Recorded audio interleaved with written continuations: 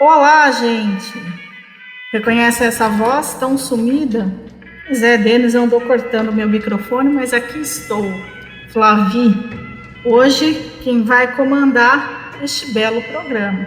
Vocês vão perceber que tem uma qualidade muito maior agora nesse episódio. Vamos lá. Você tá rindo por quê, Denis? Você olhando pra baixo quando você tá falando. Eu tô olhando as minhas anotações aqui. Sou uma pessoa preparada. Aces, quinto andar.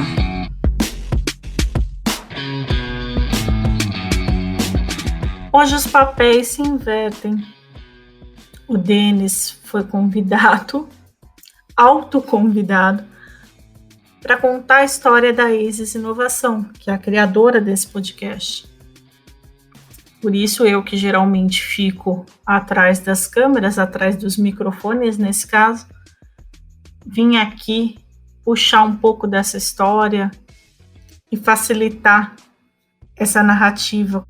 Só para contextualizar vocês, estamos no episódio 20, um episódio comemorativo. Aqui a gente vai falar de toda a carreira do Denis, como ele começa, como vão surgindo os insights que, ao se juntar, se transformam na Aces, as várias caras que a Aces teve ao longo desses 6 anos de trajetória e para onde ela está caminhando. É um episódio muito bacana. Você que está criando um negócio, que está desenvolvendo sua startup, vai fazer muito sentido para você. E você que quer inovar dentro do seu negócio, também vai ter vários insights, vai ter vários aprendizados com essa trajetória. Vale a pena ouvir e continuar acompanhando o Inovação com Y. Vamos lá? Nada melhor do que chamar ele, o CEO, o poderoso chefão, o manda-chuva da Aces, para contar essa história. E por isso a gente inverteu os papéis hoje e o Denis passa a ser um convidado. É isso, Denis? Criar um podcast para ter a honra de ser entrevistado é um nível de hackear o sistema muito grande, entendeu? 20 episódios, hein, Denis? Quem diria? Quem acredita sempre alcança. Não é? A gente já falou aqui com startups, nossas startups de fora, a gente já trouxe personalidades da inovação, acho que a gente pode chamar assim, investidores, empresas, contamos um pouquinho da nossa metodologia, mas é um podcast que começou na Aces, então faz sentido que a gente conte. Para aqueles que estão em casa e ainda não conhecem a Aces, escuta a gente falando da Aces aqui, é startup da Aces, é parceiro da Aces, é investidor da Aces, que diabo é a Aces? Hoje vai ser um fingimento porque eu escrevi o roteiro do episódio, mas você escreveu a comunicação, você escreveu os headlines da Aces, então vou falar agora muita coisa que você escreveu, mas vamos lá. A Aces ela é uma rede de inovação. O objetivo da Aces sempre foi trabalhar a inovação de uma forma prática, muito mão na massa, e usar a inovação a fim de desenvolver inovadores, que são as pessoas que lideram projetos de alto potencial, empresas que queiram se transformar num ambiente de inovação, empresas que queiram utilizar a inovação como ferramenta estratégica, e pessoas que queiram trabalhar com inovação. A Aces é a casa dessas 3 pessoas, né? Em 2016, a gente começou a fazer um trabalho. A Aces nasceu em 2014, fazendo um trabalho de inovação corporativa. Em 2016, a gente trouxe as startups e esse braço acabou em quantidade sendo um braço muito expressivo, porque a forma como a gente atendia fez com que o nosso programa de aceleração tomasse uma dimensão muito rápida. E esse ano, a gente começou a trabalhar com os especialistas em inovação. E esses 3 programas formam uma comunidade de pessoas que colaboram, trocando as experiências que eles adquiriram à frente ou desenvolvendo seus projetos, para a gente ter uma ambiência, uma comunidade que se ajuda, né? A ASES detém uma metodologia de inovação, alguns serviços para ajudar quem tem uma ideia, quem tem uma empresa ou quem quer trabalhar com inovação. E dentro destes programas você ainda é apoiado por uma comunidade feita das pessoas que estão em volta da ASES desenvolvendo seus projetos. Tudo para fazer a inovação acontecer de um jeito mais fácil. Falei bem? Falou bonito. Rede de inovação. Esse é um termo que não é conhecido, assim, não é um termo que está aí no mercado. De onde vem o rede de inovação? Inovação é sobre pessoas. Inovar dá muito trabalho se você for fazer sozinho. A gente entende que a gente precisa de 3 tipos de capital para inovar: o capital social, intelectual e o capital financeiro.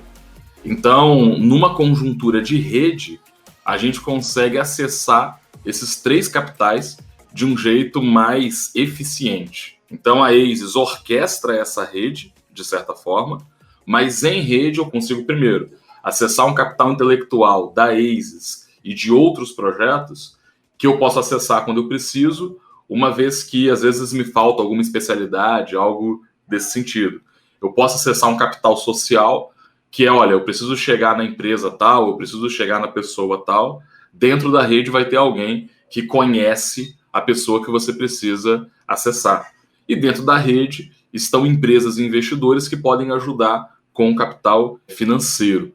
Então, quer dizer, esse formato de rede, uma vez que bem orquestrada, ela consegue potencializar esses 3 capitais que são necessários para o desenvolvimento de um projeto inovador de um jeito mais eficiente e principalmente descentralizado. As pessoas estão lá e podem ser acessadas por qualquer membro dos times, dos projetos que estão com a gente. Seja um projeto corporativo, seja um projeto de startup, seja alguém que está se especializando em inovação. Joia. Mas a ASES, ela não nasceu assim, né? Com essa definição, ela não nasceu com esse preparo, essa roupagem toda. E eu acho que para a gente poder entender melhor como a ASES nasceu, na verdade, quem é o Denis, né? Como é que é essa trajetória do Denis? Como você formou tudo isso? De onde você veio? Tá. Quais são as suas experiências? Então vamos lá. Talvez eu acho que vou focar em 3 coisas que são importantes de dizer. Primeiro, sou formado em sistemas de informação, trabalhei como arquiteto de software e sou oriundo da área de tecnologia. A área de inovação, ela é um país formado apenas por imigrantes, né? Todo mundo que trabalha com inovação veio de uma outra área. Eu também vim da área de sistemas de informação. Eu trabalhei 10 anos como arquiteto de software, trabalhava com .NET e consegui ter um bom desempenho dentro dessa área, mas não estava insatisfeito com o ato de programar, que eu amo, mas estava insatisfeito com as particularidades desse mercado, né? Então, era um mercado que, pela área de tecnologia, você falava muito pouco de negócio com os donos dos projetos, né? Basicamente, você era pago para fazer o que lhe era pedido, mas o que lhe era pedido nem sempre estava correto. E essa falta de diálogo era uma coisa que me incomodava muito, fora outras mazelas que você tem dentro da área de desenvolvimento. Hoje o mercado é diferente da época, vale falar que a gente está falando aí do mercado de 8 anos atrás, mais ou menos. Eu sou oriundo deste mercado. A segunda coisa que eu acho que é relevante de se entender é que a área de tecnologia me deu uma oportunidade muito boa de trabalhar em múltiplas áreas de empresa, né? Seja estudando essas áreas ao desenvolver projetos, seja trabalhando em empresas diferentes. Eu trabalhei em empresas de qualidade, eu trabalhei em sistemas de gestão bem profissionais, trabalhei em empresas de marketing e vendas, consegui conhecer muita gente boa nesse mercado, o que me deu o que o pessoal chama hoje de carreira multidisciplinar, né? De uma formação multidisciplinar. Só que, na minha época, isso era só uma falta de planejamento mesmo. Tipo, basicamente, eu tive essas oportunidades pela área de tecnologia e ia aprendendo sobre as outras áreas, né? Não foi planejado, mas no final do dia foi uma das coisas que formou, talvez, um dos meus maiores pontos fortes, que seja ter uma visão plural que foi formada ao longo de muito tempo, né? E aí eu acho que eu fui privilegiado porque eu tive muito tempo para aprender muitas coisas. Aprender no nível de intermediário para mais as áreas que hoje a gente utiliza na ASIS, né? Eu consegui aprender isso daí ao longo de 10 anos. Coisas que os inovadores hoje têm que aprender em um ano, tipo, eu tive 10 para poder aprender. Então, me sinto privilegiado a partir daí.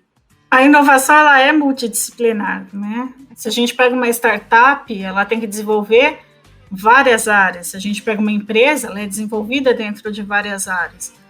Então, nada mais coerente que a gente saber um pouco de várias, um pouco de tudo, para conseguir pelo menos orquestrar como é que isso vai funcionar, o que a gente tem que se aprofundar em primeiro momento, o que fica para um segundo, para poder enxergar esse todo. Os projetos têm essa dificuldade, é por isso que geralmente a gente precisa de ajuda, né, para tirar nossos projetos do papel. Dentro dessa sua formação, dentro do seu trabalho inicial aí de início de carreira, você foi um ator importante na metodologia ágil do Estado, né, no desenvolvimento dos métodos ágeis no Estado. Conta um pouquinho. Como programador, eu acabei atuando muito forte no que a gente chamava de comunidade de desenvolvimento, o que se chama ainda, né? Com outras ferramentas à época, eram muito grupos de e-mail, fóruns e tal, .NET Brasil, .NET Architects, o Scrum Brasil. Dentro da comunidade de desenvolvimento, eu me apaixonei por métodos ágeis, por que eles foram desenvolvidos, eles resolviam vários problemas dentro da área, e trabalhei junto com uma galera aqui do Espírito Santo para conseguir trazer para cá o primeiro evento de metodologias ágeis aqui no estado. Então, Scrum, Kanban, XP, todas essas coisas a gente conseguiu apresentar para muita gente no Maré de Agilidade, que foi feito em 2009, junto com Fabrício Vargas, que já tem episódio aqui gravado, o pessoal da Giran, que foi a empresa de desenvolvimento que desenvolveu a plataforma da Wine aqui no estado. Era um trabalho que estava muito do que é a ASIS hoje. Quando a gente fala a nível de comunidade, quando a gente fala a nível de metodologia, estava lá, mas eu não sabia, né? Faz sentido quando a gente olha para trás, não quando a gente vai olhar para frente. Mas aquilo ali foi uma base muito importante para entender o valor da colaboração e da troca de informação dentro desses meios, porque as empresas de tecnologia tinham uma outra visão aqui no estado e todo mundo que queria usar métodos ágeis meio que estava fazendo as coisas da cabeça, assim. Então você poder ter um local, uma comunidade, onde a equipe técnica da empresa A conseguia conversar com a equipe técnica da empresa B e trocar a experiência da adoção de métodos ágeis, cara, era um puta de um ativo. E aí, como eu estou falando de 2009, 2010, como a gente estava um pouco sozinho aqui no estado, era muito importante ter essa colaboração e essa troca de experiência para que as equipes conseguissem se desenvolver, entendeu? Então, aí você tem 2 pontos importantes para a gente começar a entender da onde vem a ASIS. Então, você tem os métodos ágeis, que eles vão aparecer em todo o dia a dia da ASIS. Aí você tem as primeiras redes se formando. Sim. A gente fala muito que criação tem a ver com bagagem, né, da sua jornada. E isso vai ficando bem claro com essa sua experiência anterior. E como é que você sai de tudo isso? O que acontece? Como é que dá essa primeira guinada? Eu tinha, por essas insatisfações que eu estava dizendo, eu queria fazer um movimento de poder escolher os projetos em que eu iria trabalhar. Mas para fazer isso na Vera, eu precisava abrir uma empresa e captar e escolher os projetos que eu ia desenvolver. De 2011 para 2012, foi a última vez que eu trabalhei de carteira assinada. Peço demissão da empresa que eu trabalhava, abro um CNPJ e abro uma empresa chamada Two Brains, que já nascia com o primeiro cliente, e a proposta era fazer sistemas novos, utilizando a nossa bagagem de desenvolvimento que conversava com sistemas legados, que a gente chama, né? Sistemas mais antigos. Então a gente conseguia dar cara nova, revitalizar sistemas mais antigos com interoperabilidade. tinha um bom faturamento, resolvia em parte o meu desgosto com a área de desenvolvimento, com o mercado de desenvolvimento, e naquela época eu entendia que bons projetos eles eram multidisciplinares e a gente utilizou como estratégia de captação de clientes a produção de eventos. A gente entendia que se a gente começasse a conversar sobre o que um projeto precisa ter para ser um bom projeto, a gente iria atrair os clientes certos. Aí a gente desenvolveu um evento chamado Meet Two Brains e a gente fez a primeira versão desse evento na FAESA, que foi a faculdade que eu estudei. E quando a gente fez esse evento lá, a gente fez esse evento, se eu não me engano, foi em janeiro ou março, eu não lembro exatamente, mas foi bem no início do ano, foi no primeiro trimestre. E esse evento ele deu quase 100 pessoas. E aí o André Fiorini, que na época era Community Manager na Start2App, viu esse evento, convidou a gente para poder fazer esses eventos na Start2App, porque ele entendia que o que a gente estava falando era um conteúdo que fazia muito sentido para a galera que frequentava a Start2App e que a gente tinha que ter eventos menores com mais troca, né? A Start2App é a primeira aceleradora de startups do Espírito Santo, né? Isso. E como a gente estava querendo trabalhar com projetos mais novos, fazia muito sentido estar perto dessa aceleradora que estava trabalhando com, teoricamente, o suprassumo de tecnologia ali, né? O André Fiorini abriu as portas para a gente e a gente fez naquele ano 10 eventos dentro da Start2App, com público entre 40 a 60 pessoas, sempre falando de programação, design, UX e negócios, né? Então a gente sempre trazia 3 speakers e falava desses 3 temas. E, putz, foi muito legal. Só que eu ainda me apresentava como programador, eu ainda me considerava da área de desenvolvimento, e, por sorte, esses eventos que foram feitos na Start2App me fizeram ser conhecido e me apresentaram muita gente que seria importante futuramente na história da ACES ali. Porque dentro desses eventos eu conheci o Felipe Lomeu, que hoje é nosso parceiro da Tegros. Nesses eventos eu me aproximei um pouco mais do Léo, da WIS, que hoje é nosso parceiro também. E muita gente que estava no meio de startups passou por esses eventos ali que a gente produziu. Mas a gente se posicionando como? Se você tem um negócio e quiser conversar com a gente para desenvolver a tecnologia, vem conversar. Só que como a gente era os donos da empresa, a gente conseguia conversar de negócios também, né? Então, resolvia aquela mazela que eu tinha. Ou seja, a gangue da inovação capixaba começa a se formar ali, né? Boa parte. Que hoje são líderes de habitats de inovação da Grande Vitória, né? Boa parte deles estão aí em lideranças de ambientes de inovação. Qual que era o nome dessa empresa mesmo? Essa sua primeira empresa? Chamava Two Brains. Era um nome muito pomposo. Por isso que o evento chamava Meet Two Brains, acabou ficando M2B, e aí quando eu fechei essa empresa, essa marca também acabou. O seu gosto para nomes, ele é um tanto duvidoso, né? A gente que está mais próximo conhece. Aliás, fugindo um pouco do nosso protocolo, qual que é o significado de ACES? Depende para quem que você pergunta. Se você for perguntar para o Jaider que fez o logotipo, ele vai te contar uma história, né? Eu gostei, eu queria um nome curto e que tivesse uma sonoridade semelhante no mundo todo. Basicamente, eu comprei um projeto de brainstorm no Idologos e o nome que eu mais gostei foi esse, ACES, mas não tinha significado nenhum. E o fato de não ter um significado me permitiria construir um significado posteriormente, quando o negócio estivesse mais claro. Então isso é importante, o nome não veio da sua cabecinha, por isso eu acho que ele funcionou. Funcionou tão bem, né? Ótimo, vamos voltar aqui para nossa pauta. Ai, que bom estar nesse lugar que eu posso sair da pauta, olha que beleza. Agora eu entendo porque você rasga as minhas pautas, às vezes faz sentido. Então, você tem uma empresa, nessa época você já estava casado, né? Eu tinha caído no golpe. Eu conheci a Yara em 2011, acho que foi isso, conheci a Yara em 2011. Importante contar onde. Eu dancei tão bem que a mulher quis casar comigo. Depois eu decidi nunca mais usar essa arma.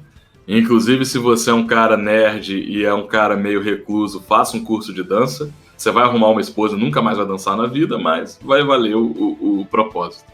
A gente se conheceu, eu ainda trabalhava empregado. Ela viu eu pedindo demissão, abrindo a empresa, depois fechando a empresa. Mas ela me deu um puta de um golpe. Inventou uma reforma na casa dela lá que não terminou até hoje. Pediu pra ficar comigo, pediu pra ficar na minha casa uma semana ou duas e estamos aí até hoje. Eu não vou permitir você difamar a Yara aqui. Yara é minha parceira. Quando eu tenho algum problema é para ela que eu grito, falo, ó, o Denis está me dando trabalho nessa área, e já vi que o recíproco acontece. Mas eu acho importante ter um ponto que é muito relevante da Yara para a gente colocar aqui, e que bate muito com a história do Wilson, um dos nossos investidores, episódio 17, que é o combinado que vocês tiveram. E eu queria que você trouxesse isso para cá, porque a gente fala muito da importância de você estar bem alinhado com a família, de você, quando você está no momento de empreender, ele não é um momento, a partir do instante que você tem uma família, ele não é um momento só seu, não é um momento só do empreendedor. Ele tem que estar todo dentro desse ambiente familiar, tem que estar em comum acordo. Como é que foi esse alinhamento? Quando a gente foi ficando um pouquinho mais sério, ali, eu acho que no primeiro ano de namoro, foi logo depois do golpe, depois que a gente começou a morar junto e que as coisas foram ficando um pouco mais sérias, a gente sentou para conversar basicamente e eu falei para ela que eu iria empreender e que provavelmente a gente ia passar por uma montanha russa financeira. Como na época eu estava muito bem financeiramente, eu não queria que ela tivesse aquilo como um marco, vai ser daqui para cima. Eu falei, não, eu vou fazer de tudo para nunca faltar nada pra gente, mas eu não vou garantir esse patamar que eu tô, porque cada negócio que você abre, o negócio pode demorar a render, pode demorar a conseguir te pagar. Então, provavelmente, a gente vai passar algumas montanhas russas financeiras e emocionais. Eu não sabia que a gente ia passar isso nos primeiros 2 anos de casado. Foi muito bom a gente ter feito esse alinhamento. E assim, na verdade, muita gente tem a peste que eu sou sistemático e tal, mas esses alinhamentos são importantes para você não quebrar a expectativa. Foi muito importante ela ter a noção de onde que ela estava entrando. A gente fez um acordo de vida. Ela me possibilitaria empreender, entendendo que a gente passaria por algumas montanhas russas emocionais e financeiras, mas a gente também pactuou o tipo de família que a gente ia querer ter juntos, né? Então, a gente fez uma série de pactos ali do nosso relacionamento, o tipo de família que a gente queria ter, e é basicamente o tipo de família que a gente tem hoje, né? Desde aquela época a gente queria ter 2 filhos, tem a Lorena agora e tá vindo mais um aí. Tudo isso já era pactuado desde aquela época. Eu não vou deixar você entrar nessas histórias, porque vocês têm uns pactos bem esquisitos. Acho até que vale um episódio só dessas coisas estranhas, gente. Vocês não sabem como é que esse casal escolhe nome de criança, umas coisas absurdas. Mas vamos lá. Você tinha uma empresa, estava casado, mas essa empresa ela não durou muito tempo, né? Não. Ela durou 1 ano e meio, mais ou menos. E assim, essencialmente, eu e o meu sócio na época, o Eberson, a gente trabalhava muito bem juntos. O Eberson, ele é inteligente pra caramba, um puta profissional na área dele. Mas a gente montou a empresa porque a gente trabalhava bem juntos e não porque a gente queria ir para algum lugar juntos. Eu acho que esse que foi o grande erro, assim. E isso foi aparecendo ao longo da sociedade. Era como se a gente tivesse um CNPJ, mas 2 visões de empresas não muito bem definidas, uma na cabeça dele e outra na minha. Chegou algum momento que a gente não estava muito concordando com que tipo de projeto que a gente tinha que chegar, que tipo de projeto que a gente tinha que pegar, como conduzir esses projetos, e a gente decidiu seguir caminhos separados. Mas a gente terminou bem a sociedade. Essa falta de alinhamento inicial da direção da empresa fez diferença. A gente conseguiu faturar, mas não a gente não estava remando para a mesma direção, né? Remando para o mesmo lugar. E esse é um ponto importante, porque muitos projetos, eles começam mais ou menos assim, né? São 2 pessoas que se entendem, que se dão bem, às vezes da mesma área, às vezes 2 amigos, enfim, 2 amigas, mas que não fazem esse alinhamento inicial, né? O que a gente quer para essa empresa, para onde a gente quer ir, o que a gente está buscando, e no fim começa a não satisfazer nenhum nem outro, porque daí vocês têm que ficar no meio termo, quando puxa muito para o lado de um, o outro acha ruim. Vocês deram a sorte de terminar bem, mas não é a realidade da grande maioria, né? A gente já se conhecia há muito tempo, então isso facilitou a gente ter algumas conversas difíceis, mas o alinhamento que eu fiz com o Yara faltou fazer no âmbito profissional ali, entendeu? Tipo, aonde que a gente quer chegar enquanto sócios? Então, a partir do momento que vocês tinham 2 empresas, essa segunda empresa ali, esse caminho que você estava trilhando, já era ASIS? O embrião, sim. O que eu entendi ali é que, além de trabalhar no projeto dos outros, eu poderia desenvolver projetos meus. Então, quando a gente termina a sociedade, eu vou desenvolver um projeto e esse projeto falha, me deixando alguns problemas, né? Esse projeto essencialmente falhou por conta de ponto cego. Eu entendo que foi um ponto cego e foi também uma falta de foco. Ponto cego porque, como era um projeto que eu estava desenvolvendo para programadores e empresas de programação, por eu ser da área, eu achei que eu conhecia e não fiz algumas perguntas que eram importantes de ser feitas. E bati a cara num lugar que eu não vi vindo. Porque o tipo de programador que eu atendia, a persona do programador que eu atendia não era a minha persona. Então, ele tinha necessidades e anseios ali que eu não mapeei e que, quando eles apareceram, era tarde demais. Isso inviabilizou comercialmente o projeto. E a outra coisa é que nesse projeto eu acabei atuando demais como programador e menos como CEO.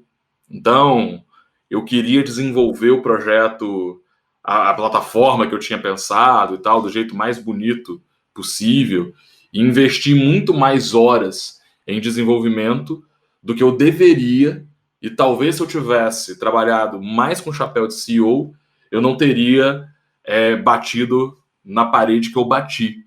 E esse tempo a mais que eu desenvolvi, eu acabei acumulando dívida, fazendo investimentos que eu não deveria, e isso virou um problema muito sério. Assim, virou um problema muito, muito sério. Isso me deixou num lugar complicado. A gente traz muito que é preciso uma inteligência técnica, né, profissional, mas tem também uma inteligência emocional aí que precisa ser muito bem trabalhada.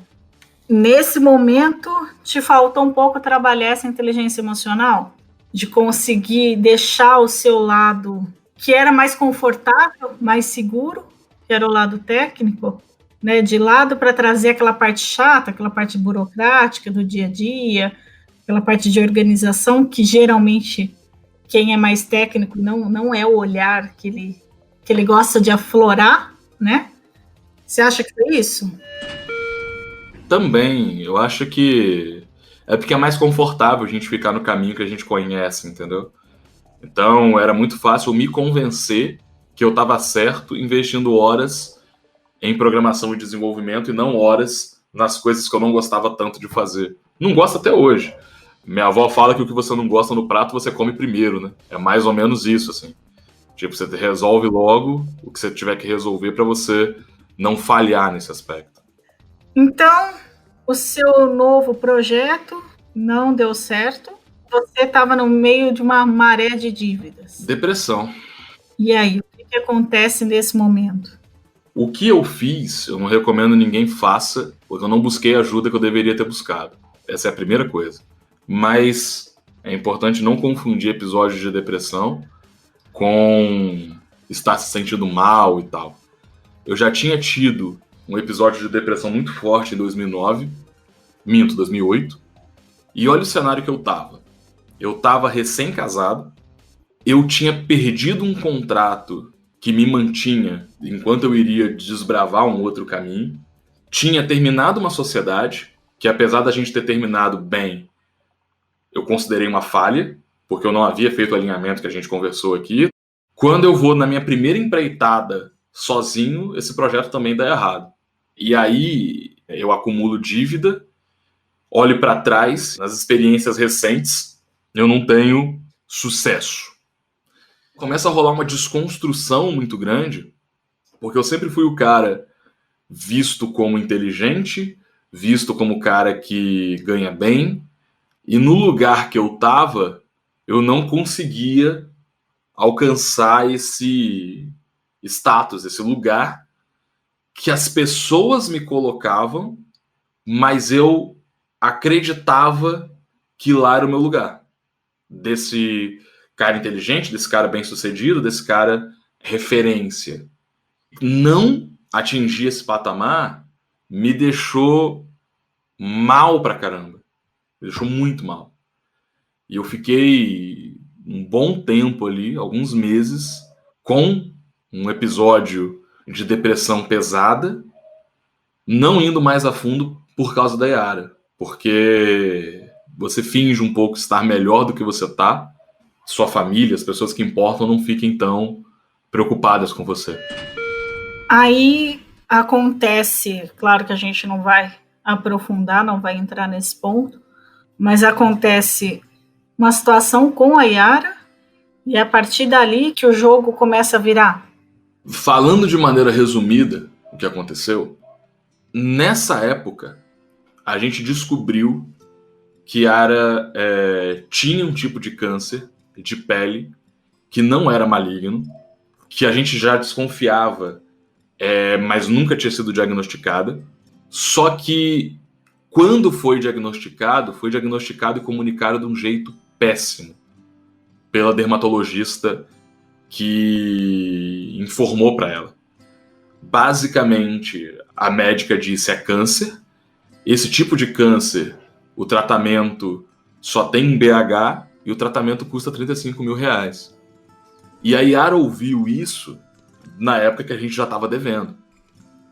Só que como ela estava preocupada comigo, se não me falha a memória, ela ficou sabendo disso tipo numa terça-feira, dormiu com essa informação e só foi me contar na quarta-feira, no outro dia que ela chegou do trabalho.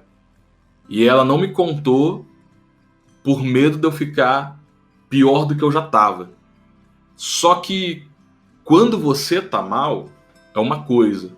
Mas quando alguém que você ama tá mal, aí as coisas meio que se ressignificam na sua cabeça. Resumindo a história, a gente conseguiu, um dos médicos de referência nesse tipo específico de câncer atendia numa clínica credenciada em Vitória, lá, se eu não me engano, na Centrocor. Passou uma semana ou duas ali, uma semana e meia, eu acho, sem saber o tipo de câncer que era, sem saber, sem ter muita informação. E a gente também não queria pesquisar no Google. Enfim, se você for pesquisar um resfriado no Google, o Google fala que é câncer. Se você for pesquisar sobre câncer, então, o que o Google vai falar, né? E aí esse médico tirou o risco de vida, o que deixou a gente, tipo, porra, 1000 vezes mais tranquilo, tirou um puta de um peso das nossas costas, e disse que se o nosso plano de saúde não cobrisse, que ele atenderia pelo SUS, que ele conseguiria fazer a cirurgia pelo SUS e ele mesmo faria. E a gente só estava mantendo o plano de saúde, mesmo com dívidas, porque a gente não podia cancelar, porque a gente já tinha planos de engravidar. E aí, por questão de carência e tal, o plano, não lembro porque, acabou não autorizando a cirurgia. O médico, como ele prometeu, fez a cirurgia pelo SUS e conseguiu remover boa parte do nódulo, mas precisou de uma segunda cirurgia para remover definitivamente o tumor. Só que assim, Flavi, essa história, tudo que as pessoas têm medo que aconteça contigo na vida, comigo tinha acontecido. Com 2 anos de casado. Tipo, eu já tinha acumulado dívida, eu já tinha, entre aspas, perdido um status, vamos dizer assim, e tinha tido problema de saúde. Meio que quando você tá no fundo do poço, você fica um cara sem medo, entendeu? E principalmente, se eu tivesse ficado mal, era uma coisa, mas foi Yara que ficou mal. Então ela precisava de apoio. Um apoio que ela sempre me deu, eu precisava estar ali para ela. Entende? O que te incomodou, então, aí foi principalmente a Yara tá mal, tá precisando, mas ela não falar com você porque viu que você estava mal, ela tentou, não sei se esse é o termo certo, mas tentou te proteger, e talvez aí é que tenha pegado, e aí é que você entendeu que precisava se reerguer, que precisava mudar, voltar. É isso? Eu vi que eu não estava disponível para a pessoa que importa, e quando você tem questões de saúde na família, você ressignifica o que importa e o que não importa, sabe? Então, tipo assim, aquela pilha de cartas do Itaú me cobrando não importava mais. Porque não era importante. Não era isso, sabe? Dinheiro você ganha de novo. Status é uma construção da tua cabeça. Tipo, você falhou, bicho, que dane-se. Quem que construiu algo que não falhou, saca? Aí, pra mim, é que vem o conceito de família muito forte, de falar assim, cara, aí eu descubro o que é mais importante pra mim, sacou? Que é conseguir cuidar de quem você ama, cuidar de quem tá perto de você. E todo o resto passa a ser muito pequeno. Bom, você se recupera, Yara fica bem, graças a Deus tudo certo. A partir desse momento, desse novo, melhorado, mais centrado Denis, o que vem? A gente, entre a primeira e a segunda cirurgia dela, a gente conversa e basicamente ela fala comigo o seguinte: olha, eu sei que você vai tentar de novo, ter um outro negócio, empreender, só tenta fazer direito, né? Basicamente, tipo assim, toma cuidado com o que você vai fazer. Mas assim, ela fala isso e para mim aquele ali é o dia 1 da ACES, porque começo aquele caminho que eu não tinha, eu começo a pensar agora uma coisa um pouco diferente. Falei, cara, o que eu quero trabalhar pro resto da minha vida? E essa é uma pergunta complicada de você responder, sabe? Porque aí eu me sinto um egípcio que vai trabalhar na construção de uma pirâmide só. O que eu vou fazer pelos próximos 30 anos da minha vida? Eu não vou abandonar o projeto, eu vou ter tesão por esse projeto nos próximos 30 anos. Então, eu vou para um quadro que eu tinha na casa que eu morava, boto tudo que eu gosto, tudo que eu não gosto, tudo que eu já vi que as pessoas precisam, e a palavra inovação surge nesse brainstorm de propósito aí. Só que a palavra inovação, ela é subjetiva, né? Primeiro que cada pessoa entende inovação com determinado grau e tal, e eu não queria trabalhar com inovação de um jeito que fosse dando palestra, falando de drone, falando o que a Amazon tá fazendo. Tipo, eu sempre achei isso besteira. Mas eu queria trabalhar com inovação do jeito que fosse prático. Eu falei, porra, aquela ideia que eu tinha de desenvolver projetos, aonde que eu falhei? Eu falhei porque não tinha metodologia. Eu falhei por falta de método. Então eu vou desenvolver um método que faça com que eu possa aproveitar o melhor que eu tenho e tire os pontos cegos. Então, nesse dia, nessa semana, basicamente, nasce o quadro da ideia, a primeira versão do quadro da ideia, que não tinha 4 colunas, tinha 3. E eu começo a usar o quadro da ideia escrevendo ideias. E aí eu tenho o seguinte pensamento: como é que eu sei quais são as ideias boas e quais são as ideias ruins? Eu tenho que experimentar. O termo validação não era o termo que estava na minha cabeça na época, mas uma das ideias que eu desenhei, eu fui a campo validar, realizar uma série de experimentos e tal. Trabalhei nessa ideia mais ou menos uma semana, e o meu objetivo era não desenvolver a ideia errada. Se a ideia não fosse boa, eu tinha que descobrir o mais rápido possível. Só que aí, como minha avó fala, de você comer o que você não gosta primeiro, você tem uma metodologia para você seguir um passo a passo, e essa metodologia tem que ir no cerne da questão de cara. Então, assim, eu não tenho que ir para a parte que eu gosto de fazer, eu tenho que ir para a parte que eu não gosto de fazer, mas que é essencial que seja respondido. Acabou que esse projeto que eu desenhei, eu validei em mais ou menos uma semana, e esse projeto eu acabei vendendo para uma pessoa que tinha um projeto semelhante, que já estava 1 ano e meio na minha frente, mas que o modelo de negócio dele tinha algumas falhas, e acabou sendo uma consultoria às avessas. Eu primeiro trabalhei para depois vender o resultado do trabalho. Só que quando caiu o dinheiro na conta, eu vi que eu não estava maluco.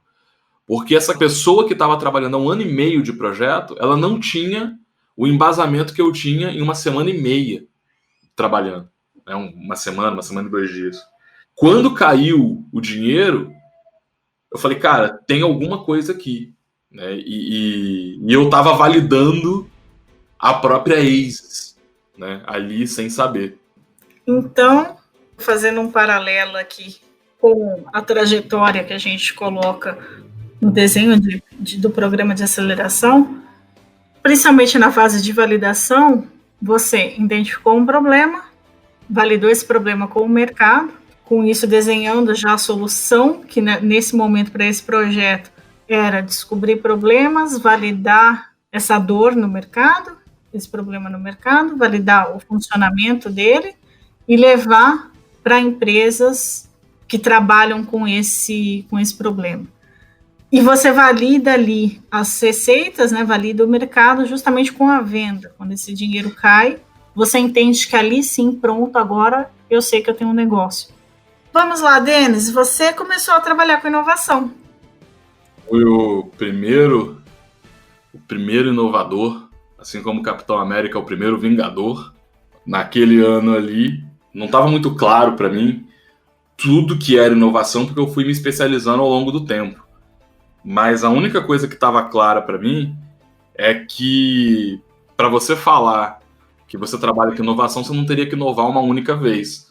Você teria que acompanhar, trabalhar com várias inovações, né? E que tinha que ter método. Ou seja, você tem que criar, mas você tem que validar, que é a principal carga de trabalho pós-criação, e que essa validação tem que dar subsídio para você decidir se você vai investir ou não naquele caminho, naquele projeto. Muitas vezes o caminho ele é feito o inverso, né? Primeiro se cria, se tem a ideia, desenvolve aquele projeto, seja um aplicativo, seja um serviço, mas desenvolve para depois ir no mercado e tentar vender. E você só descobre que não é bem assim quando você tenta vender e não consegue. Você entende que o caminho é o contrário. Conversa com o mercado, depois você vai desenvolver. Desenha, valida e com base na validação, nos resultados dos seus testes, você decide se você vai investir ou não no desenvolvimento desse projeto caminho. Quando você traz a validação antecedendo o desenvolvimento, antecedendo a construção de fato de um projeto, ali você começa a entender, então, que inovação realmente são pessoas, que as respostas estão nas pessoas. Essa frase, ela tem uns 2 ou 3 significados.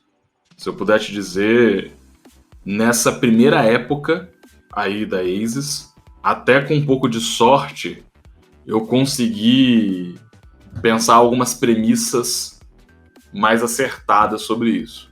É basicamente o seguinte: o que estava na minha cabeça na época é que a inovação ela não é desenvolvida no vácuo. Ela é desenvolvida dentro de um contexto por alguém.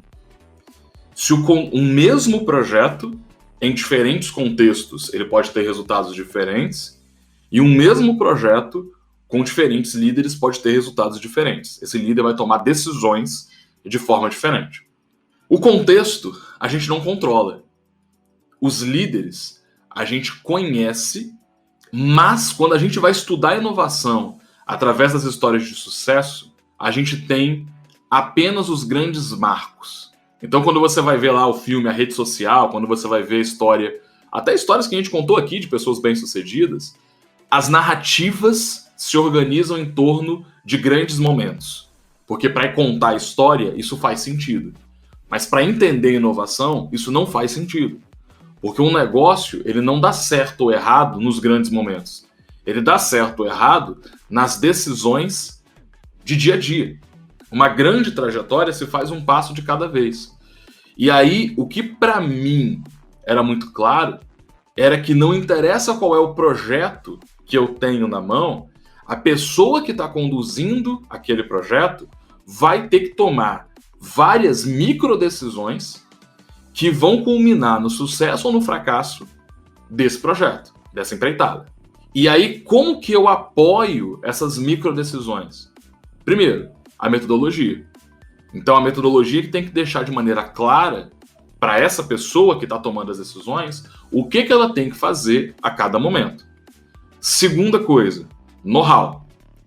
Só que o know-how, esse entendimento, que para mim ele foi uma grande sorte ter formulado essa hipótese, sucesso, por isso que eu estou explicando, ele não é replicável. Porque se eu conheço a história de sucesso e algumas decisões que essa pessoa tomou, o caminho que essa pessoa trilhou no contexto dela não é replicável para uma outra pessoa num outro contexto. Ou seja, o jeito que a Flavie deu certo não serve para mim. Pode ser que uma parte das coisas que a Flavie usou possa servir, mas eu não consigo replicar a trajetória de sucesso de ninguém. Mas eu consigo replicar a trajetória de fracasso. Basicamente, eu comecei a estudar inovação entendendo que as pessoas tomam microdecisões e essas microdecisões levam a elas a um caminho de fracasso ou a um caminho de possível sucesso. Só que os caminhos de fracasso, eles são conhecidos e replicáveis. Ou seja, vamos lá, a gente contou aqui uma história que, se você não validar o projeto, isso é um caminho de fracasso. E isso é replicável. Você gastar mais dinheiro do que você deveria sem ter validado o projeto é a chance do fracasso. Isso é replicável. Quantas pessoas você já viu fazendo isso depois que você começou a trabalhar com inovação? Eu estou te contando a minha história. Eu já vi isso acontecer inúmeras vezes depois que eu comecei a ter olho para isso. Você tem um projeto, um contexto e uma pessoa tomando micro decisões. Quanto mais eu mapear os caminhos de fracasso, mais eu consigo fazer com que essa pessoa desvie desses caminhos.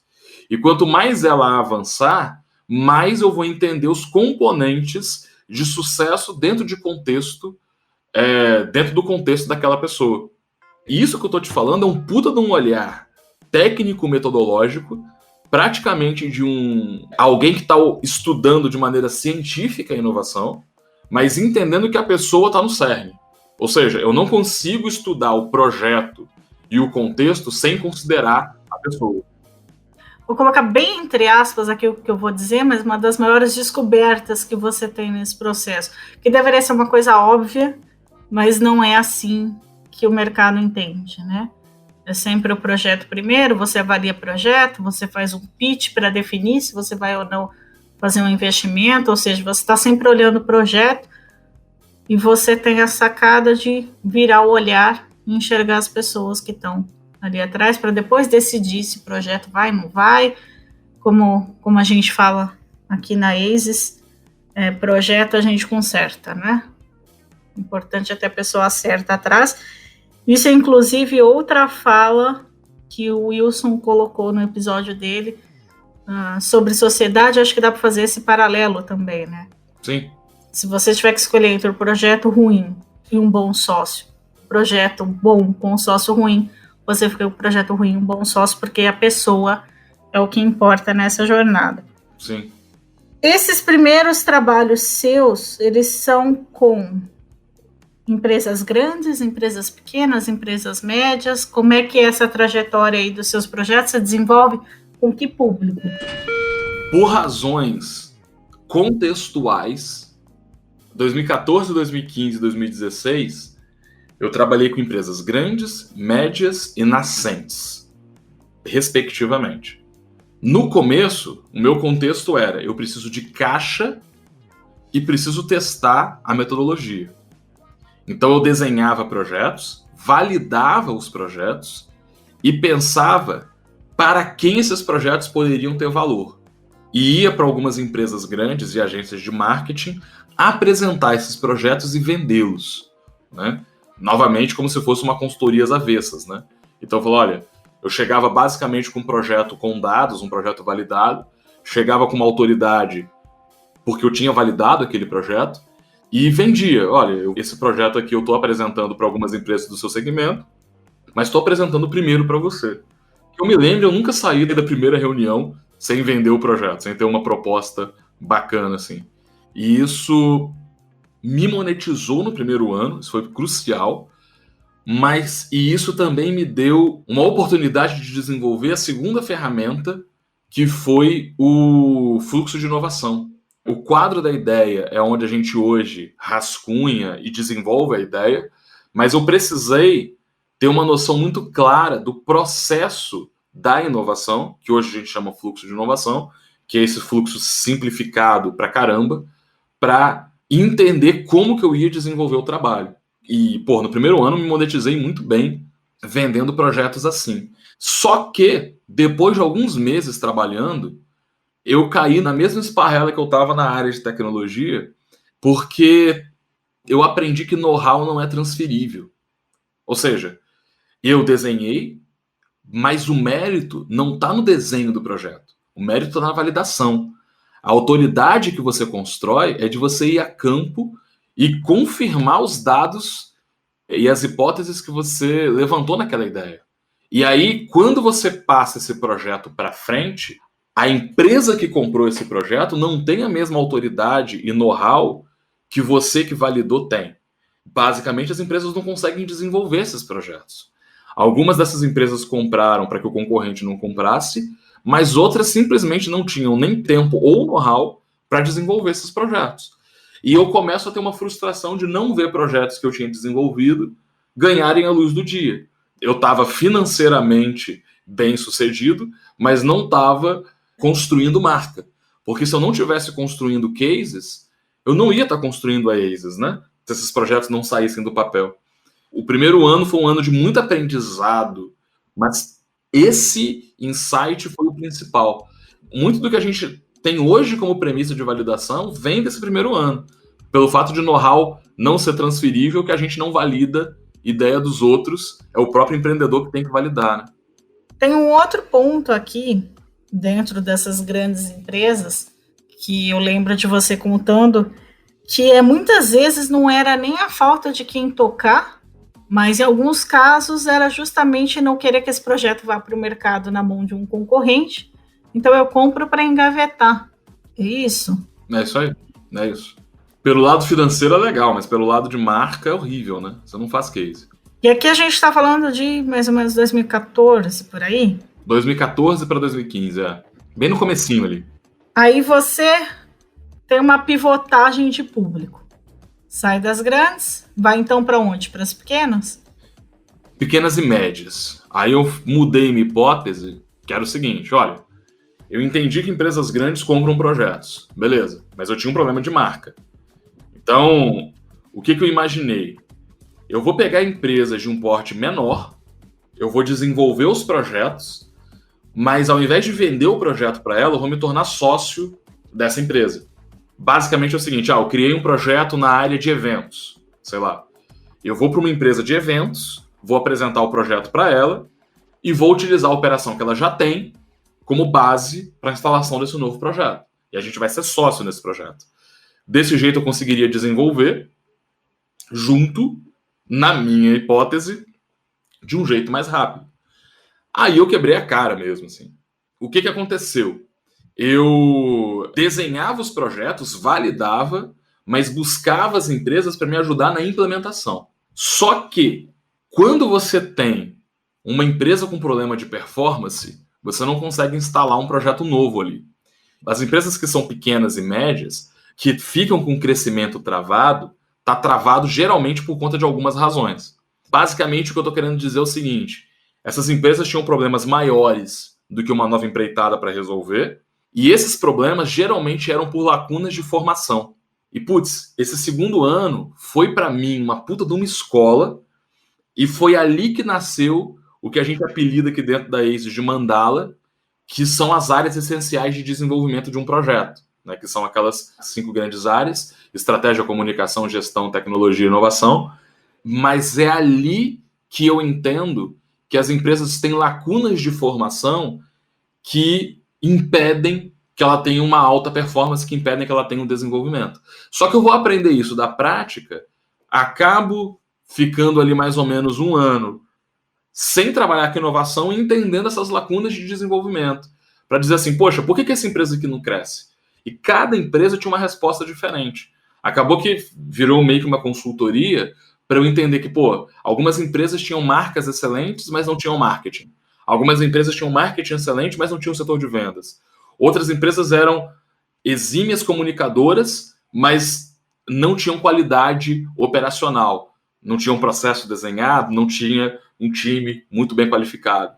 Seja de um lado da mandala ou do outro, sempre tinham lacunas de formação. E eu vi empresas que tinham 2 anos de existência e empresas que tinham 25 anos de existência com os mesmos problemas. E aí você vê, cara, enquanto esses problemas não forem resolvidos, essa empresa não vai sair desse patamar. Mas qual é o problema? Uma nova empreitada dentro desse cenário nasce com os vícios desse cenário, né? Ou seja, a empresa que não sabia fazer marketing na empresa mãe leva esses vícios para a empresa filha, né?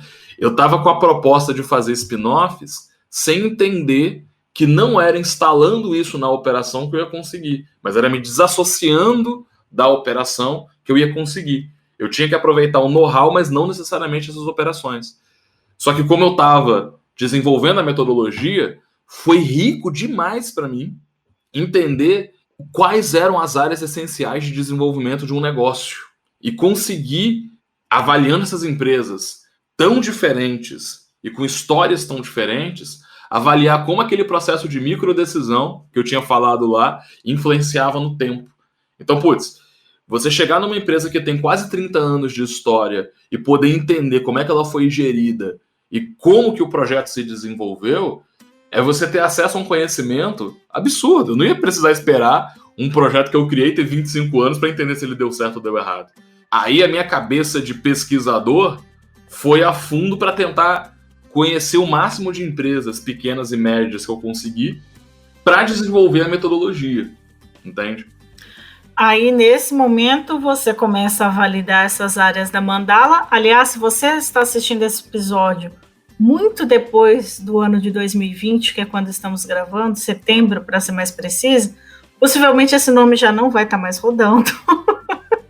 Foi mais um nome que o Denis deu, então, obviamente, não é o melhor nome para a ferramenta. Então, possivelmente, a gente já vai ter trocado esse nome, se você estiver ouvindo mais no futuro. Mas então você tem aí, agora a sua metodologia está começando a criar, a ganhar corpo mesmo, só que ainda não está no público certo. Não está no cenário certo, eu diria. Porque eu não iria conseguir, ali estava descasado uma questão. O meu foco não era as áreas de desenvolvimento, o meu foco era inovação. O que as empresas precisavam era de ajuda em marketing, em qualidade, RH, e eu não queria entrar nessas áreas, porque o meu foco era trabalhar com inovação. Então eu entendi que por mais que a estratégia, se eu forçasse um pouquinho a barra, poderia até funcionar, mas que não era o que eu recomendaria para essas empresas investir. Elas tinham um trabalho anterior. A metodologia se desenvolve, mas eu não tenho público para trabalhar a metodologia da forma como eu gostaria. E aí forma-se uma premissa. E se eu pego as empresas antes delas nascerem e ajudo elas a se desenvolverem de um jeito certo? Foi uma premissa que eu levantei ali mais ou menos em 2016. E esse nascer certo, eu não acredito nisso mais hoje. Eu não acho que tenha jeito certo ou errado de nascer. Mas o que eu queria era que quem estivesse desenvolvendo entendesse a trajetória que estava entrando, a jornada que ele estava entrando e tudo que ele iria precisar desenvolver dentro desse caminho. Só que só faria sentido para negócios inovadores, né? Então, ali foi uma sacada legal, porque em 2016, o que eu queria? Colocar a validação de ideias como um serviço. Ou seja, você tem uma ideia de negócio bacana, me procura que eu te ajudo a validar. E aí, como é que eu fiz o piloto disso? E aí você vê que as conjunturas ajudam, né? Mas qual era o contexto? Em 2016, a Start2App, que havia aberto em 2012, em 2014 parou de receber novas startups. Em 2016, os únicos ambientes que existiam não estavam recebendo novos ciclos de startups. No ecossistema capixaba não tinha ninguém ajudando esse público especificamente à época.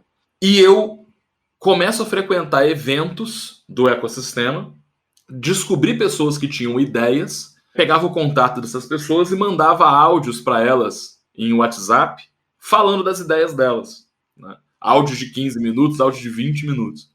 Isso era o embrião do que a gente chama hoje de análise de ideia, né? Que basicamente é você conseguir, a partir do quadro da ideia, mapear de maneira prévia os desafios, as probabilidades de sucesso e fracasso de uma ideia por análise das jornadas, de ideias anteriores.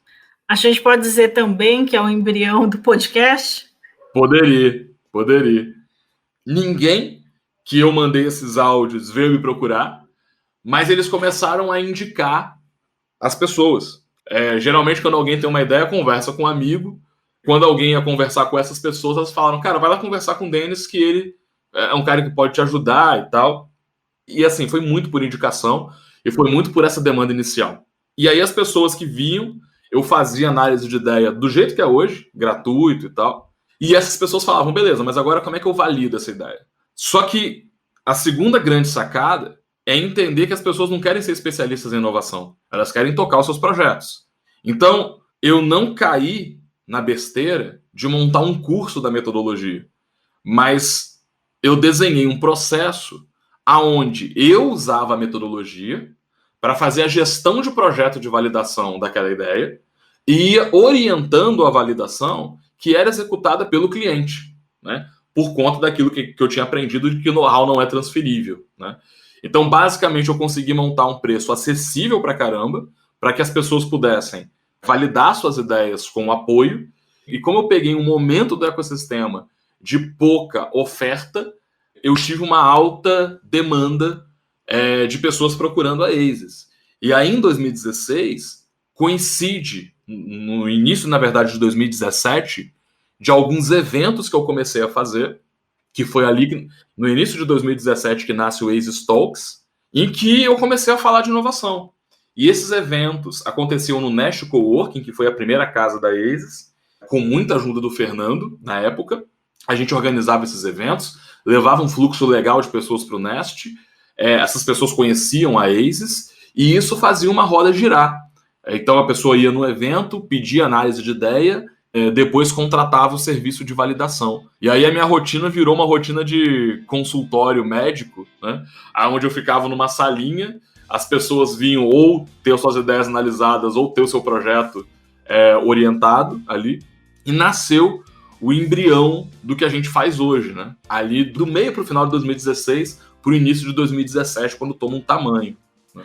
A gente vai construindo aqui, vai entendendo o passo a passo, né, realmente, da ASIS, e ficar claro o programa de validação hoje, como ele nasce, e que foi validado, inclusive, nesse período, né? Assim como a gente está falando de validação para os projetos, você também estava validando a sua metodologia, você estava validando a ASIS, né? Sim. Continua validando, né? Porque a ASIS, como todo projeto, é uma constante ciclo de validação. Nesse ponto, eu acho que tem três coisas ali que são importantes de citar. Primeiro, eu estava botando a metodologia à prova de ideias que não foram desenvolvidas por mim. E isso me tirava um viés de criar algo que a metodologia iria atender. Porque eu recebia projeto de tudo quanto é que é jeito. Isso era muito bacana. Isso me ajudou muito a desenvolver a metodologia. A segunda coisa é que aquilo que eu falei, que inovação é sobre pessoas, ganha um segundo significado. Porque agora eu tenho que orientar empreendedores a validarem os seus projetos e convencê-los do que a metodologia está dizendo. E aí eu começo a aprender a falar com essa galera de um jeito que não foi planejado. Porque não era basicamente falar com eles, olha, faz isso aqui porque eu estou falando e acabou. Não existe isso. Começo a ter que estudar comunicação não violenta, começo a ter que atuar como líder dessa galera para que eles entendam o porquê que aquele caminho que eu estou apontando é relevante. E essa atuação, eu não fui para esse lugar de maneira planejada, que, nossa, isso aqui é essencial para o projeto. Mas eu tive que aprender a fazer isso, só que eu comecei a ver que aquele processo de microdecisão que eu tinha pensado, eu estava acompanhando as microdecisões e podendo olhar sem o viés do autor do projeto. Ou seja, eu estava conseguindo olhar uma trajetória de inovação como pesquisador, porque eu não estava emocionalmente envolvido com aquele projeto.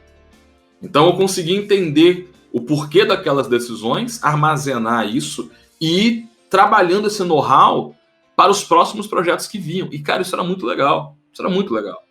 Só que por que eu falo que inovação é sobre pessoas? Porque eu comecei a entender que o processo de validação, ele estava mostrando para algumas pessoas que empreendedorismo não era o caminho delas, e isso era um primeiro gol. E segundo, que os empreendedores que eu estava descobrindo, eles estavam se desenvolvendo. E esses empreendedores, eles tinham algumas características em comum, mas o principal delas era a motivação interna para o desenvolvimento desses projetos. Os melhores empreendedores são aqueles que têm o projeto atrelado ao seu propósito. O projeto é importante para eles. Eles têm um brilho no olhar que faz com que eles atravessem a jornada de um jeito muito peculiar, com mais horas de trabalho, com mais dedicação, com mais vontade de aprender. E eu começo a observar isso e a montar essas teses, porque eu estava com vários projetos ali. Eu acho que chegou 2017, fácil, foram mais de 100 projetos acompanhados, entre todas as empreitadas que a gente fez. E eu começo a olhar, por que esse projeto aqui teve mais retorno do que esse? Por que esse projeto aqui foi mais longe do que o outro? E muito do know-how que a gente tem vai dessa comparação, desses cenários, né? E, cara, e aí eu começo a me apaixonar não mais pelos projetos. Fui desapegado desde aquele projeto que falhou. Mas começo a olhar de uma forma muito bacana para essas pessoas que estão desenvolvendo os projetos e as suas motivações. E você falou do Nest, né? Nest Coworking. Mas tem várias empresas aí, vários ambientes que estão ligados com a história da ACES. Fala um pouquinho deles.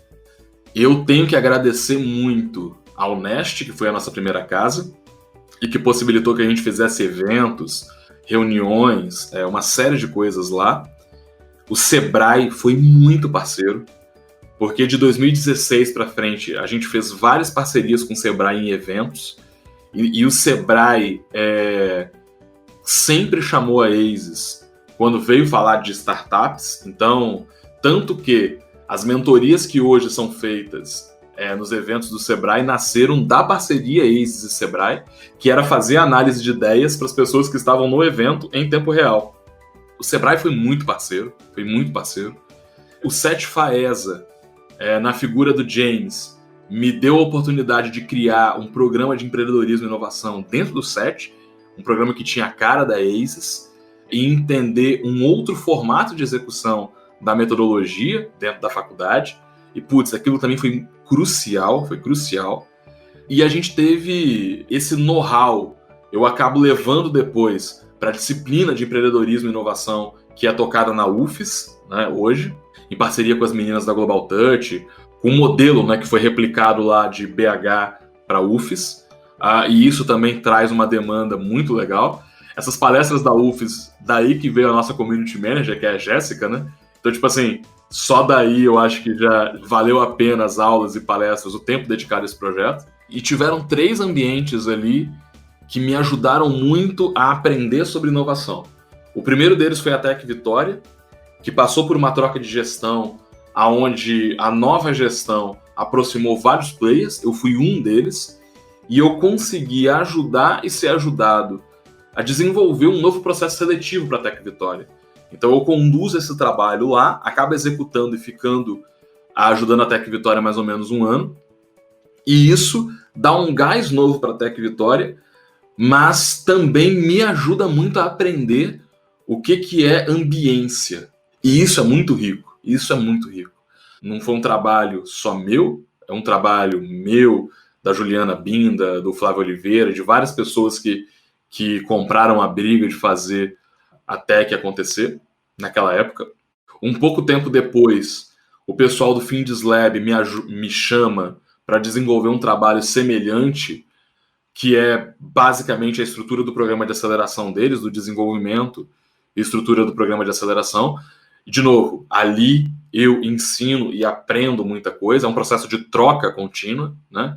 E o Findes Lab foi feito... Se tem um ambiente que foi feito a múltiplas mãos, foi o Findes Lab, porque eles trazem a galera da Darwin Startups, trazem uma série de entidades do ecossistema para poder ajudar nessa construção. Eu sou um deles, né? Mas o mais legal é que eles consolidam, oficializam o processo de análise de ideias também, e eles sempre falam da ACES quando falam da construção do Findes Lab. e a gente tem uma guarda compartilhada. Teve um projeto que estava acelerado com a gente, que também foi acelerado pelo FindesLab no primeiro ciclo deles, e a gente atua em parceria desde então. E, um pouco mais para frente, a gente acabou trabalhando em parceria com o pessoal do LabGES, que é o Laboratório de Inovação em Gestão do Governo, que me permitiu ter um outro olhar para o serviço público e para os servidores públicos, né? Porque, como era um programa novo para o LabGES, era um programa novo no Brasil e era um programa novo para mim também. No meu bocão, prometo que eu vou ajudar mais do que eu tinha colocado no início, e a gente acaba se envolvendo bastante no programa de aceleração do LabGES, e eu tenho a oportunidade de conhecer pessoas fantásticas, servidores públicos fantásticos, com ideias que poderiam ser negócios, e que a gente atua em parceria, de novo, numa guarda compartilhada, o LabGES fazendo o programa de aceleração, mas tendo mentorias da ASIS para esses projetos, o que foi muito bom para eles e para a gente. Então, assim, um ecossistema se desenvolve com muita troca, né? E eu tive o privilégio de poder ajudar e ser ajudado, ensinar um pouco e aprender com todos esses players que eu citei aqui. Você sempre teve uma postura de casa aberta, né? De receber todo mundo, abrir a ASIS, abrir a parte bacana da ASIS, o que era visto, escancarado no mercado, mas também os perrengues e o que deu errado, né? Você sempre teve essa postura de conectar os ambientes, né? Sim, sim. Eu acho que cada ambiente de inovação, ele tem que ter uma tese, ele tem que saber para onde que ele está indo. Uma vez que ele sabe isso, é fácil colaborar com outros ambientes para complementar esse caminho. Então, quer dizer, pegando como um exemplo aqui o FindesLab, ele tem um know-how, por ter o Senai por trás, que é um grande know-how dentro da indústria. Qualquer projeto da área de indústria que esteja com a gente vai trabalhar em parceria com o FindesLab. Como a ASIS tem uma tese, como o FindesLab tem uma tese, é fácil a gente colaborar. E não tem porquê a gente guardar 7 chaves segredos que vão brecar o desenvolvimento do ecossistema. Se alguém pede ajuda, e se alguém acha que a gente pode ajudar de alguma maneira, eu vou sempre abrir a casa para compartilhar o que a gente aprendeu e tentar acelerar o caminho dos outros ambientes, né? Dos outros habitats. Principalmente ali em 2019, muita gente visitou a ASIS, e, cara, casa aberta, sempre respondi tudo. É óbvio que todo projeto tem um contexto e tem um líder, né? Tem algumas coisas que a gente faz que vão ser só a ASIS que vão fazer, porque a ASIS tem o Denis, a ASIS tem a Flavia, a ASIS tem a Jéssica, a ASIS tem o Jaider, né? A ASIS tem uma galera nova que está entrando. Tipo, as pessoas fazem o ambiente único, sabe? Não é sobre os processos, é sobre as pessoas. Eu posso dizer como é que a gente faz, mas o Denis, ele é intransferível. Eu não vou lá para o outro habitat, trabalhar lá no outro habitat. E eu não posso ter o senso de concorrência, porque isso só faz com que a jornada fique mais cara para todo mundo. O que eu defendo é que toda startup capixaba tenha que ser igual um macacão de piloto. Todas as marcas dos ambientes têm que estar nessas startups. Todos os ambientes têm que ajudar todas as startups de alguma forma. Pode ser que a startup que esteja com a gente hoje vai estar com o FindesLab amanhã, vai estar com o Cicobi depois. Tá tudo certo, é isso mesmo, né? A ASIS tem uma tese e a ASIS age em um determinado estágio. Não é só essa tese, não é só esse estágio que o ecossistema precisa para se desenvolver. Quanto mais a gente colaborar, mais o ecossistema se desenvolve. E a gente tem aí, né, na nossa longa playlist de episódios, tem vários desses players contando suas histórias, né, ou pelo menos parte delas. Dei uma navegada aí nos episódios passados e acompanho os futuros também. Ok, mas a ASIS, ela já foi vista pelo mercado como hub de inovação, hub de oportunidade, aceleradora, consultoria no começo, Como é que funciona? A gente entende que tem essa trajetória para chegar até o estágio que está hoje. Inclusive, eu tenho o privilégio de ver o seu caderninho de anotações que vem lá de 2000, sei lá, bolinha, 2012, por ali, já que começam as primeiras anotações. Espero que vire um livro com as fotos ali para mostrar mesmo, para comprovar que essa história é uma história que para muitos talvez não entendam bem o caminho que está sendo traçado, mas que tem muita lógica e não foge de nada do que você já vinha pensando, né? Muda um pouco a forma, mas o destino é sempre o mesmo. Aceleradora de startups, de validação de projetos para investimento em projetos. Como é que isso acontece? Quando isso acontece?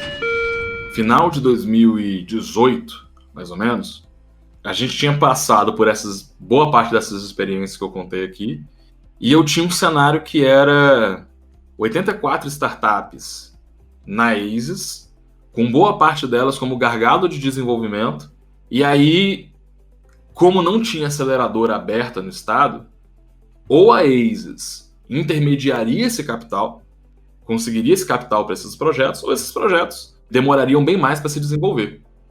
Aí cai a ficha de que isso que eu chamava de validação tem que virar um programa de aceleração. E isso, para mim, caiu uma outra ficha, que é o seguinte: às vezes você tem uma ideia que ela é muito complexa para ser executada de uma vez. Qual é o caminho? Quebra essa ideia em ideias menores e executa uma de cada vez. As startups eram estratégicas porque, por algumas razões. Primeiro, foram elas que fizeram a ASIS ser conhecida. Os projetos corporativos que eu toquei não tiveram a dimensão que as startups deram para eles. Segundo, era um público que estava se sentindo bem atendido. Estruturar o programa de aceleração fazia todo sentido. Agora, terceiro e mais estratégico. Se a gente fosse a casa das startups, a gente iria atrair os outros players que a gente poderia para montar a rede de inovação. E isso se comprova em 2019. Em 2018, eu pré-seleciono 6 startups daquelas 84 e vou buscar capital. Depois de idas e vindas, consigo capital, aumento o número de pré-selecionadas para 15, das quais 7 foram aceleradas em 2019. Dessas todas você acompanhava já? Acompanhava já. Algumas num processo mais formal, outras num processo mais informal. Mas todas elas tinham passado pela ASIS de alguma forma. Quando a gente abre o programa de aceleração em 2019, e a gente também abre o nosso espaço em 2019, a ASIS ganha uma dimensão e uma notoriedade. Aquela estratégia de trazer as startups para chamar a atenção dos outros players aconteceu. Repara, eu tive que trabalhar 4 anos para conseguir, em 2019, causar uma impressão nas pessoas que a ASIS veio do nada. Porque muita gente descobriu a ASIS em 2019. Apesar dela já ter ali 4, 5 anos de história. E por que eu estou dizendo isso? Os primeiros 3 anos da empresa, eu trabalhei sozinho, desenvolvendo a metodologia. Só que quando as startups ganham uma dimensão boa, as startups iriam atrair outros investidores e empresas para formar o ecossistema que eu queria desenvolver. Eu precisei primeiro trabalhar com as startups e a minha hipótese era que isso iria atrair outros players de desenvolvimento. E foi o que acabou acontecendo em 2019. E aí isso iria me permitir trabalhar com as empresas de um jeito diferente do que eu trabalhei no primeiro ano. Porque eu não acredito na forma como eu trabalhei no primeiro ano. Apesar do nosso cenário, especificamente capixaba, ter mudado radicalmente de 2018 para frente, know-how continua não sendo transferível. Preciso fazer com que as startups, as empresas e os especialistas trabalhem juntos pelo desenvolvimento da inovação. E aí, quando a gente abre a casa em 2019, cara, a gente conseguiu intermediar 2 milhões e 400 de investimento, né, com 2 dos nossos investidores. Esses 2 milhões, pouco mais de 2 milhões, para quantos projetos? A partir de 2019, a gente inicia o programa de aceleração. A gente acelerou até agora 7 projetos, investiu em 5 deles, e a gente conseguiu intermediar, até o momento dessa gravação, 2 milhões e 400 de investimento privado, que era um capital que você não tinha organizado em Vitória. Essas startups começam a se desenvolver, a despontar. Algumas delas têm programas aqui, no Inovação com Y, e a ASES ganha uma notoriedade muito boa, né? Tudo fazia parte de um planejamento que, apesar da inovação a gente não conseguir planejar muito a longo prazo, algumas coisas, mas o que eu fiz foi quebrar um projeto grande em projetos menores e executar cada projeto de uma vez. O que mais demorou a ser feito? Eu ter confiança na metodologia, porque eu não podia começar a fazer, a envolver outras pessoas no projeto, se eu não tivesse confiança nesse alicerce. Quando a metodologia estava testada, foi aí, quando a gente começou a atender as startups, vem uma segunda perna do projeto. As startups se desenvolvem, eu aprendo uma série de coisas ao longo desse caminho que vão me ajudando a desenhar esse projeto e a melhorar esse plano enquanto ele estava em andamento. Pois é. Então agora você tem um programa de inovação corporativa, você tem um programa de aceleração de startups, você tem um programa para profissionais que querem se desenvolver, né, na área de inovação. Para onde você está indo? Para onde você está levando a ASES? O meu objetivo é que inovação não seja uma coisa elitizada e extremamente acadêmica. Inovação tem que ser algo simples e descomplicado para todo mundo. Inovação é um meio de pessoas inquietas construírem o seu lugar no mercado. Seja na empresa que eles estão trabalhando, seja abrindo uma nova empresa, seja trabalhando com inovação, como é o nosso caso. A ASES é a casa que eu quero ficar pelos próximos 30 anos, porque foi a casa que a inovação me ajudou a construir. E a ASES ajuda inquietos a construírem suas casas, tendo inovação como meio. Então, quando a gente fala que inovação é sobre pessoas, eu quero que a ASES consiga, para todo mundo, disseminar uma inovação prática, simples e efetiva, que todo mundo possa usar para construir o seu espaço. É nisso que nós estamos trabalhando. Cá entre nós, se inovação é sobre pessoas, a razão pelas quais elas inovam tem que ser um grande objeto de estudo. Você sabe aí uma série de pessoas malucas com propósitos muito grandes, que esses propósitos vão ficando cada vez mais palpáveis à medida que você vai acompanhando a jornada. A motivação dessas pessoas vira nossa, nos motiva a nos dar o melhor para que essas jornadas se concretizem em impacto real no mercado.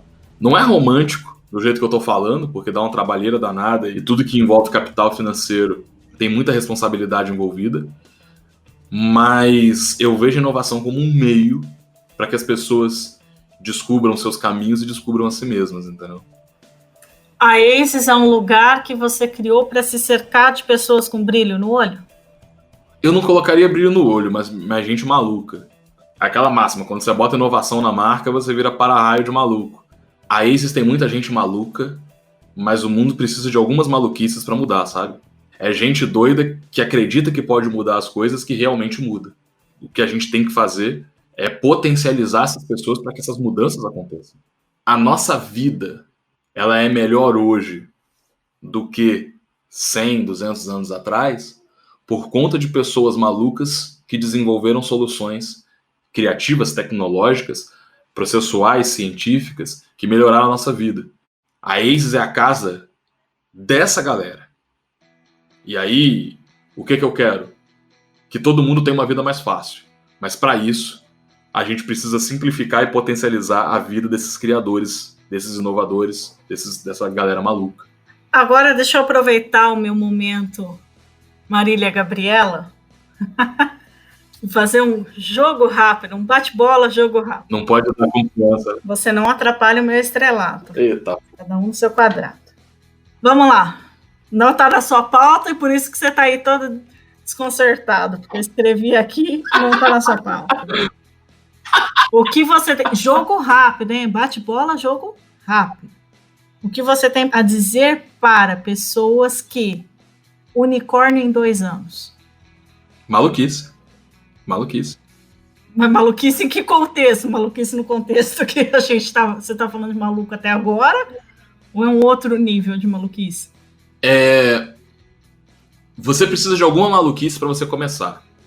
Mas você esperar resultado rápido é maluquice. E aí é uma maluquice danosa pro processo.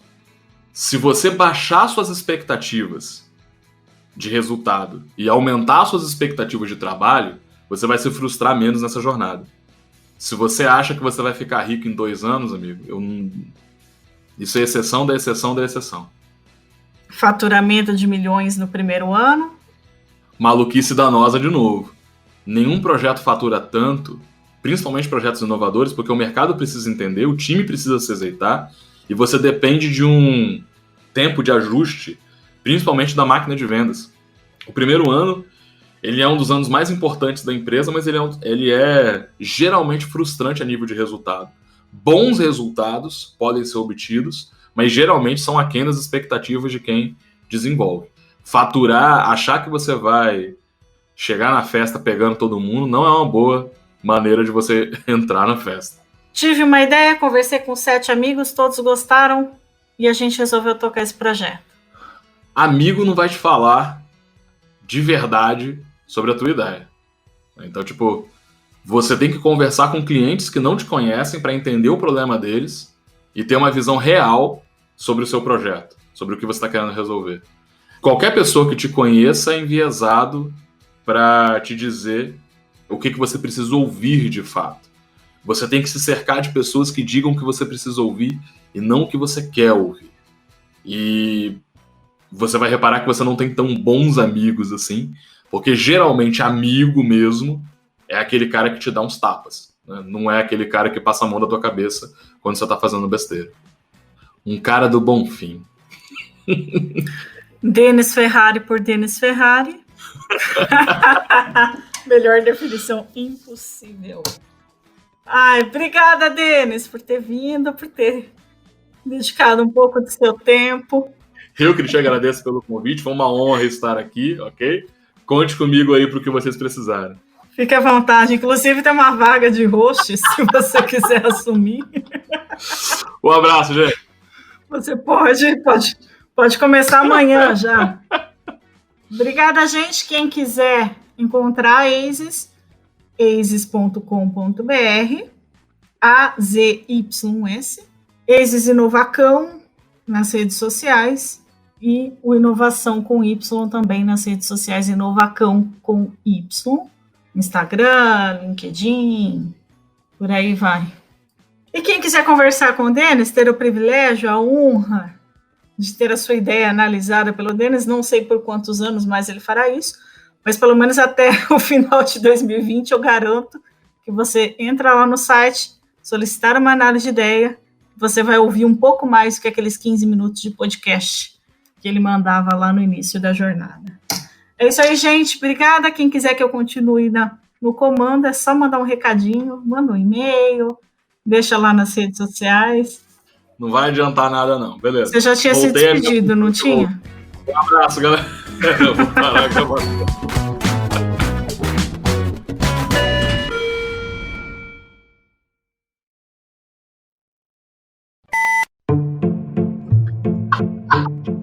Só que você fez uma pauta aqui de 3 páginas. Você pediu pra eu fazer a pauta, pediu então pra eu bem feito, te entreguei.